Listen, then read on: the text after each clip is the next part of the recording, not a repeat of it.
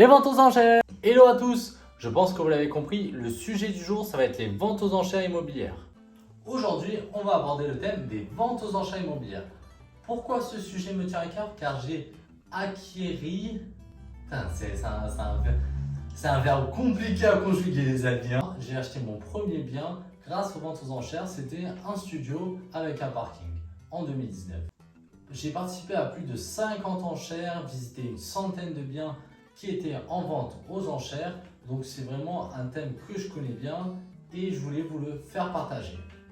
Notamment tout le processus qui en découle lors d'un achat qui est assez différent d'un achat normal car il n'y a pas de frais de notaire, c'est des frais d'adjudication plus les frais d'enregistrement. C'est un tout petit peu différent, même si à la fin ça se regroupe. Je vais aborder avec vous tout le processus qui en découle. Déjà, pour trouver votre annonce, vous devez vous rendre sur internet, sur les pages des enchères immobilières, vous trouverez ça très facilement. Les enchères immobilières se passent au TGI de votre ville, c'est-à-dire dans les Alpes-Maritimes, TGI de Nice et TGI de Grasse. Je vous donne un petit exemple et c'est un peu pareil dans toute la France, TGI Aix-en-Provence, TGI Versailles, vous l'aurez compris.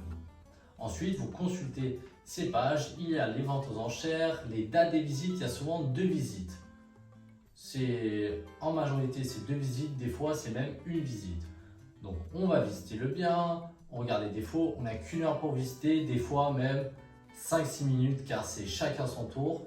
Donc c'est assez compliqué, il faut avoir l'œil qui est habitué aux visites. Donc si vous débutez, c'est peut-être un peu compliqué à part si vous faites une cinquantaine ou une centaine de visites. Quand vous allez visiter le bien, vous l'avez vu. Après, vous pouvez consulter sur le site de l'avocat qui met en vente le bien toutes les différentes informations, diagnostics, pourquoi il est mis en vente. Après, je ne vous le cache pas, on n'a souvent pas les PV d'AG, il nous manque des infos. Souvent, le bien est vendu occupé, donc il faut faire très attention. Seconde chose, si vous achetez un bien aux enchères, vous devez le savoir, on le verra ensuite encore, mais vous êtes obligé de payer. Donc, si vous faites un crédit, vous n'êtes pas sûr de l'avoir, je vous déconseille de faire des ventes aux enchères. Allons par la suite. Si vous avez toutes les informations, vous pouvez participer à la vente aux enchères. Qu'est-ce qu'il vous faut? Il vous faut un avocat qui vous représente. Un avocat spécialisé en immobilier, bien sûr, parce qu'il y a différents avocats dans différentes branches. Vous le paierez souvent, soit vous le payez à l'année.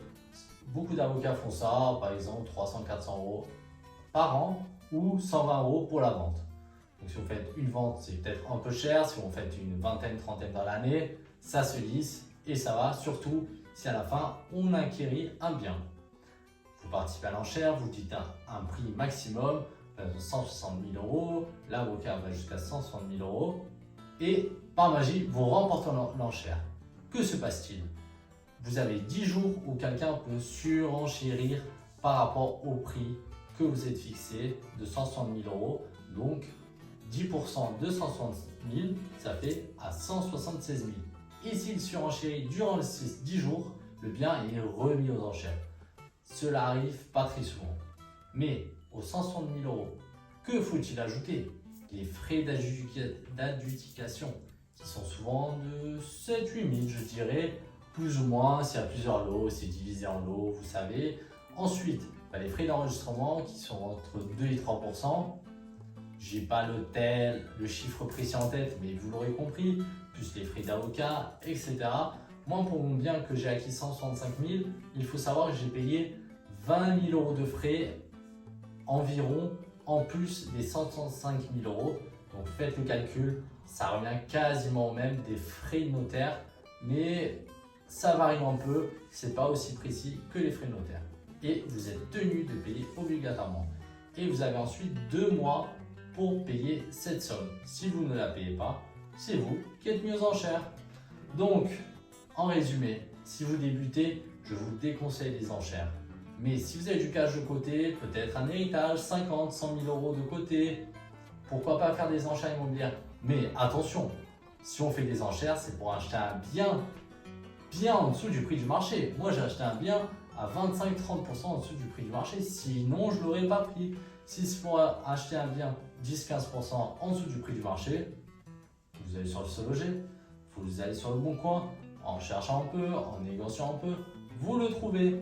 Mais parfois dans des zones tendues, aux enchères, ça peut être intéressant. Mais faites attention, des fois ça se vend au-dessus du prix du marché. Donc en résumé, je vous ai un peu détaillé le processus. Vous pouvez, si vous avez des questions, en bas de la vidéo, mettre un petit commentaire. J'y répondrai avec plaisir. Et vous pouvez me suivre sur ma page Instagram. Allez, excellente journée à vous la team!